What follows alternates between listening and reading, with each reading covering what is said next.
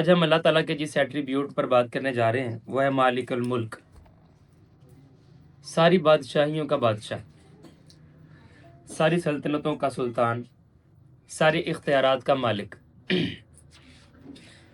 اللہ تعالیٰ نے اپنا یہ ایٹریبیوٹ، اپنا یہ صفاتی نام قرآن الحکیم میں واضح طور پر ایک ہی مرتبہ ارشاد فرمایا ہے۔ سورۃ آل عمران آیت نمبر 26، اللہ تعالیٰ فرماتے ہیں قل، آپ کہیے، آپ کو اور مجھے مالک کائنات حکم صادر فرما رہے ہیں کہ آپ کہیے اللہم مالک الملک، اے اللہ تو ہی سارے کے ساری بادشاہت کا بادشاہ ہے، یا اللہ تو ہی سارے اختیارات کا مالک ہے، میرے مولا ساری سلطنتوں کا تو ہی سلطان ہے۔ تؤتی الملک من تشاء، تو جسے چاہتا ہے ملک عطا کر دیتا ہے، تو جسے چاہتا ہے اختیار سے نواز دیتا ہے، جسے تو چاہتا ہے عارضی طور پر، وقتی طور پر مالک بنا دیتا ہے۔ وَتَنزِعُ الْمُلْكَ مِمَّن تَشَاءُ، اور جس سے تو چاہتا ہے یہ اختیارات، یہ ملک، یہ بادشاہت واپس لے لیتا ہے۔ یہ جو آیت آپ کے سامنے ہے، اگر آپ واقعتاً دل کی آنکھوں سے اس کو دیکھیں اور تھوڑا سا تدبر و تفکر کریں تو یقین جانیے یہ آپ کو ساری کی ساری پریشانیوں سے بے نیاز کر دے گی۔ آپ کو پوری دنیا کے غموں سے نجات دینے کے لیے یہ ایک آیت کافی ہے۔ کیسے؟ آپ ذرا غور کریں، انسان پریشان کب ہوتا ہے؟ انسان پریشان تب ہوتا ہے جب وہ سمجھتا ہے کہ میری روزی روٹی اس فرم، اس اسکول، اس دکان، اس کارخانے، اس کسی تنظیم کے ذمے ہے، یہ اگر مجھے کام سے نکال دیں گے تو کیا بنے گا۔ یہ جو اس کے دل میں ایک ڈر بیٹھ گیا ہے نا، یہ ڈر مال کے کائنات کے سوا کسی کے لیے جچتا نہیں ہے۔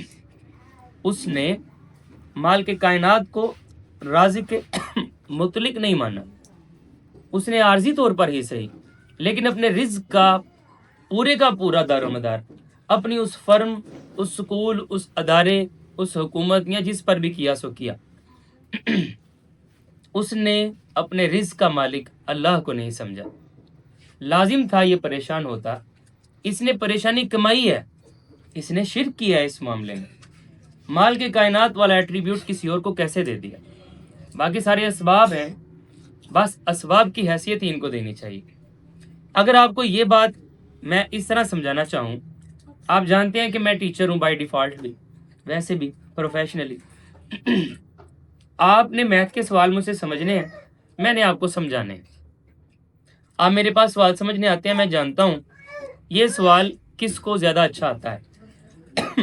میں آپ کہتا ہوں آپ اس سے جا کے یہ سمجھ لیجئے، دوسرا بچہ آتا ہے، میں کہتا ہوں اسے جا کے سمجھ لیجئے، بھائی اس کو یہ سمجھانا۔ یعنی میں نے آپ کو جس کے پاس بھیجا، میں نے بھیجا، میں جانتا ہوں کون کس قابل ہے، کون کس کو کیا اچھے طریقے سے سمجھا سکتا ہے۔ اب بجائے اس کے کہ آپ میری طرف توجہ کریں، فیس آپ مجھے پے کرتے ہیں، یہاں پر ٹیچر میں ہوں، آپ کا دھیان میری طرف رہنا چاہیے تھا۔ آپ مجھے چھوڑ کر اگر کسی اور کی طرف توجہ کر لیتے ہیں تو ظاہر ہے میں نے جو سوال سمجھنے کے لیے آپ کو اس کے سپرد کیا تھا اس کو بس وہی آتا تھا۔ آپ اگلا سوال اس کے پاس وہ لے کے جائیں گے، ممکن ہے وہ آپ کو نہ سمجھا پائے، آپ پریشان ہو جائیں گے۔ میرے ساتھ تو آپ تعلق توڑ چکے ہیں، اب تو اسی کے ساتھ تعلق آپ نے بنا لیا، وہ سبب تھا جسے آپ نے مسبب الاسباب سمجھ لیا، وہ ایک عارضی آپ کے لیے ایک ذریعہ تھا جسے آپ نے کلی طور پر اپنا استاد سمجھ لیا۔ اگر یہ تمثیل آپ کی سمجھ میں آ گئی ہے، مال کے کائنات کے ساتھ کچھ ایسا ہی تعلق ہم بھی نبھا لیتے ہیں۔ یعنی اللہ تعالیٰ نے رزق کا وعدہ کیا ہے، اس نے رزق دینا ہے، اللہ تعالیٰ نے ایک سبب بنایا کہ چلو تم یہاں پر کام کرو گے تمہیں یہاں سے رزق ملے گا، دیٹس اٹ۔ اب وہ جو میرا آفیسر ہے، جو میرا بڑا ہے، وہ مجھے کچھ غلط کرنے کو کہتا ہے، وہ مجھے کہتا ہے کہ یہاں پر تمہارے بنتے تو نہیں ہے سگنیچر، لیکن کر دو، یہ بات ہے تو غیر قانونی لیکن پھر بھی کر دو، یہ معاملہ اس کا حق نہیں بنتا لیکن اس کو دے دو۔ کیوں؟ کیونکہ میں تمہیں تنخواہ دے رہا ہوں، کیونکہ میں تمہارے رزق کا مالک ہوں، وہ یہ کہنا چاہ رہا ہے۔ اب یہاں پر ہم جب فیصلہ یہ کرتے ہیں کہ ہم اللہ کو چھوڑ کر اس کو جب مالک اپنے رزق کا سمجھ لیا کرتے ہیں، اس اختیار کا، اس کو حقیقی مالک سمجھتے ہیں، اب ہمارے سامنے دو پہلو تھے، ایک اللہ کا حکم تھا، ایک اس میرے بڑے کا، میرے آفیسر کا، میرے سر کا، میرے بوس کا حکم تھا۔ لیکن دونوں کا حکم ایک دوسرے کے خلاف تھا. میں نے اگر بوس کا حکم مان لیا نا اللہ کی خلاف ورزی میں، تو میں نے یہی بتایا ہے کہ رزق کا مالک یہ ہے، اگر یہ ناراض ہو جائے گا رزق چھن جائے گا. یہ جو ڈر ہے اسی وجہ سے یہ شرک ہے. مال کے کائنات کے ساتھ ناتا ٹوٹ گیا. اس کے بعد پریشان ہونا لازم ہو گیا، کیونکہ یہ اس قابل نہیں ہے کہ آپ کی ضروریات پوری کر سکے. آپ کے ساتھ 30,000 50,000 1.5 لاکھ 2 لاکھ جتنی اس نے تنخواہ دینی ہے وہی دینی ہے. مال کے کائنات نے آپ کے ساتھ کوئی ایسا ایگریمنٹ نہیں کیا. اس نے آپ کی تمام تر ضروریات کو پورا کرنا ہے. آج اگر آپ کا اللہ نہ کرے ایکسیڈنٹ ہو جائے، اللہ نہ کرے آپ کی گاڑی خراب ہو جائے، آپ کے گھر میں کوئی ڈیمیج ہو جائے، آپ کا گھر ڈیمیج ہو جائے، تو یہ آپ کا باس آپ کو نہیں کہے گا کوئی بات نہیں یار یہ پکڑو پیسے، تم اپنا کام پورا کرو. نہیں، یہ حقیقی مالک نہیں تھا، یہ سبب تھا. اس کو سبب کے طور پر ہی لینا چاہیے تھا. ہماری تمام تر جو پریشانیاں زندگی میں آیا کرتی ہیں وہ اسی نوعیت کی ہوا کرتی ہیں کہ ہم مالک الملک کو مالک الملک ماننا چھوڑ دیتے ہیں. ہم یہ بات بھول جاتے ہیں کہ ساری سلطنتوں کا، سارے اختیارات کا، ساری بادشاہیوں کا، سارے رزق کا، ساری لالچوں کا، سارے خوفوں کا مالک فقط اور فقط ایک ہے، اور وہ اللہ کی ذات ہے. بس اللہ ہی کو راضی رکھنا ہے. درمیان میں آنے والا کوئی بھی سبب اگر اللہ کی خلاف ورزی پر اکسانے کی کوشش کرے گا، ہم اس سبب کو توڑ دیں گے، اللہ کے ساتھ اپنے تعلق کو نہیں. اسی طرح سے آپ فرض کریں کہ کسی کے ساتھ آپ کو محبت ہے، جس کے ساتھ آپ کو محبت ہے وہ آپ کو کچھ ایسا کرنے کو کہتا ہے جو کہ مال کے کائنات کی نافرمانی میں ہے. ابھی آپ کر گزرے یا کرنے کا ارادہ کر لیا، کیوں؟ کیونکہ آپ نے اللہ کو اپنے سکون قلب کا مالک نہیں سمجھا. آپ نے اپنی دل کی سلطنت کا مالک اپنے اس عارضی اور آپ کے بنائے ہوئے محبوب کو سمجھ لیا. پریشان ہونا اب آپ پر لازم ہے. اب آپ سمجھیں سکون آ جائے گا تو لکھ لیں، نہیں آئے گا، کیونکہ آپ نے اس معاملے میں شرک کا ارتکاب کر دیا ہے. اس سلطنت کا مالک اللہ ہے، آپ نے اس کا مالک کس کو گردان دیا؟ یہ سبب تھا. مال کے کائنات اگر پانی کے ساتھ میری پیاس بجھانے پر قادر ہے تو وہ اس کے علاوہ شربت کے ساتھ بھی میری پیاس بجھانے پر قادر ہے. دودھ کے ساتھ بھی، کچھ بھی نہ پلائے، بغیر کچھ پلائے میری پیاس بجھانے پر قادر ہے. وہ تو قادر مطلق ہے. حقیقی طور پر مالک الملک تو وہ ہے، ہر طرح کی بادشاہی اسی کو سجتی ہے. ہم جب کسی کو بھی درمیان میں آنے والے سبب کو، جس کی وجہ سے ہمیں سکون مل رہا ہے، جس کی وجہ سے ہمیں رزق مل رہا ہے، جس کی وجہ سے آپ کو عزت مل رہی ہے، آپ اس سبب کو لے کر جب مالک سمجھ لیتے ہیں اور سمجھتے ہیں کہ اس کو راضی رکھنا ہے خواہ یہ اللہ کے خلاف بھی جائے، تو لہٰذا اس مقام پر آ کر آپ اپنے لیے بے سکونی، بے چینی اور پریشانیاں کما لیتے ہیں. اور یہ آپ کے اپنے ہاتھ کی کمائی ہوتی ہے.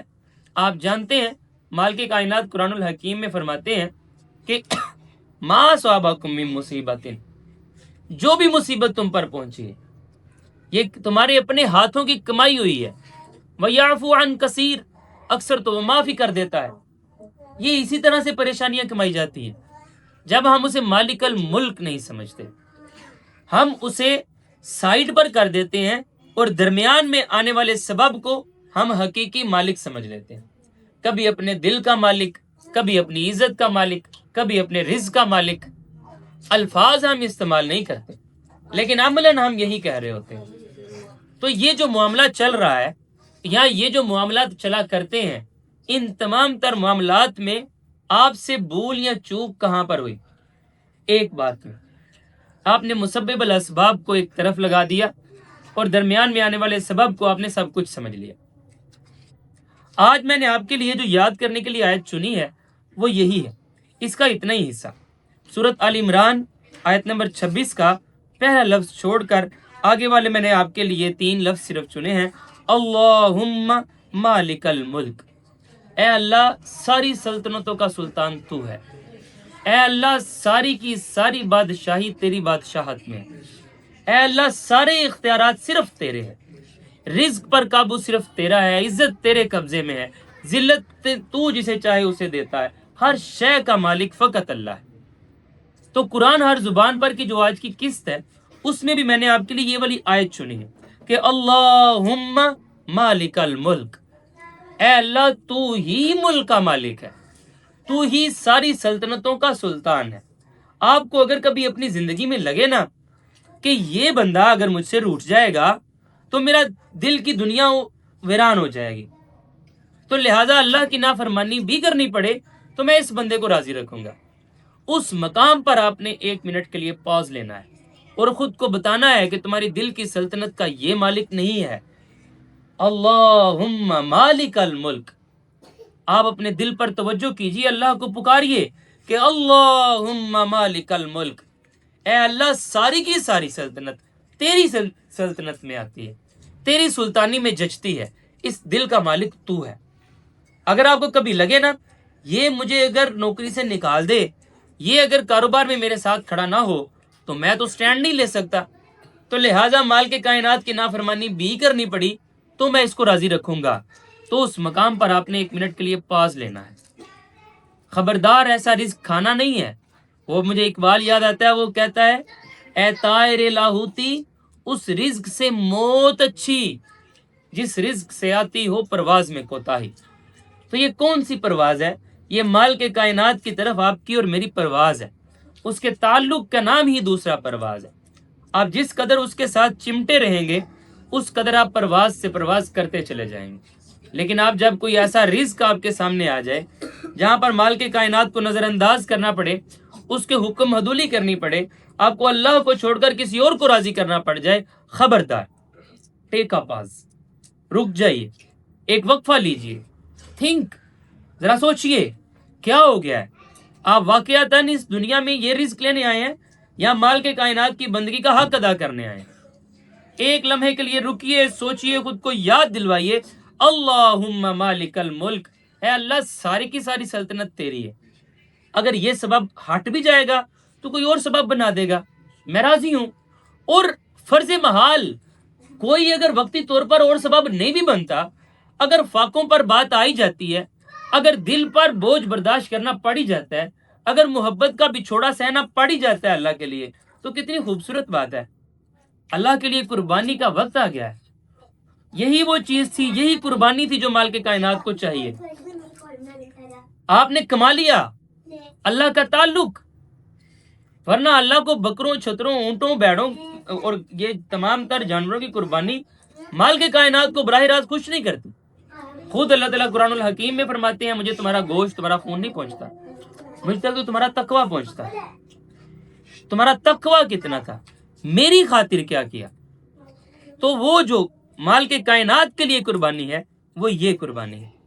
جب آپ کو لگے کہ اگر یہاں پر میں نے اس شخص کو ناراض کر دیا، گو کہ یہ اللہ کی نافرمانی ہی کروا رہا ہے، تو میری عزت جاتی رہے گی۔ جانے دیں عزت، تو بچا بچا کے نہ رکھ اسے، تیرا آئینہ ہے وہ آئینہ جو شکستہ ہو تو عزیز تر ہے نگاہ آئینہ ساز میں۔ اللہ کی باری آ گئی ہے تو توڑ دیجئے نا، یہیں پر تو عزت توڑنے کا مزہ ہے، یہیں پر تو جان دینے کا مزہ ہے، بھوک کاٹنے کا یہی مزہ ہے۔ کئی لوگ ہیں ویسے ہی بھوکے مر رہے ہیں، آپ کتنے خوش قسمت ہیں اللہ کے لیے بھوک کاٹیں گے۔ کئی لوگ ہیں ویسے ہی ذلیل ہو جاتے ہیں، آپ کی خوش قسمتی پر رشک آئے گا کہ آپ مال کے کائنات کے لیے ذلت کو گلے سے لگا رہے ہیں۔ اگر اللہ کے لیے کچھ ملے تو جس طرح یار چاہے جی بسم اللہ۔ تو آپ کو جب کبھی ایسا موقع میسر آ جائے، آپ کو لگے کہ اس شے کا مالک گویا یہ ہے، یہ میرے رزق کا مالک ہے، یہ میری محبتوں کا، یہ میرے سکون کا، یہ میری عزت کا، یہ نہ رہا تو یہ نہیں رہے گی سچویشن، تو وہاں پر آپ نے 1 منٹ کے لیے رک جانا ہے، خبردار۔ لیکن رکنے سے پہلے دیکھ لیں وہ اللہ کی نافرمانی کروا بھی رہا ہے کہ نہیں۔ اگر وہ خود اللہ کا فرما بردار بندہ ہے پھر تو سونے پہ سہاگ ہے۔ لیکن اگر کوئی ایسا سینیریو آ جائے کہ اللہ کی نافرمانی کرنی پڑے، اللہ کو نظر انداز کرنے کی نوبت آ جائے، تو خبردار یہاں پر آپ نے رک جانا ہے اور خود کو تذکیر کرنا ہے، اللہم مالک الملک، سارے کا سارا ملک اللہ کا ہے، ہر شے کا مالک وہ ہے، تو پھر اس کو کیوں راضی کریں؟ اس کو راضی کریں گے جس کا سب کچھ ہے۔ تو اللہ تعالیٰ آپ کو اور مجھے یہ وہ سکون ہے جو عطا فرمائے گا۔ اگر یہ والا کنسیپٹ آپ کو سمجھ آئے گا تو آپ کو یہ والی آیت سمجھ آئے گی کہ الا بذکر اللہ تطمئن القلوب، خبردار اللہ کو یاد رکھو، اسی میں تمہارے دلوں کا سکون اور اطمینان ہے، آپ مطمئن رہیں گے۔ اللہ کا دیا ہوا تھا، اللہ کے لیے دیا، سبحان اللہ، یہ تو بہت ہی خوبصورت بات ہو گئی۔ اللہ تعالیٰ آپ کو اور مجھے مال کے کائنات کے لیے کھڑا رکھے ہمیشہ۔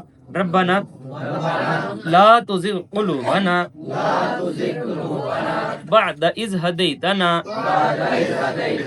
وہب لنا من لدنک رحمہ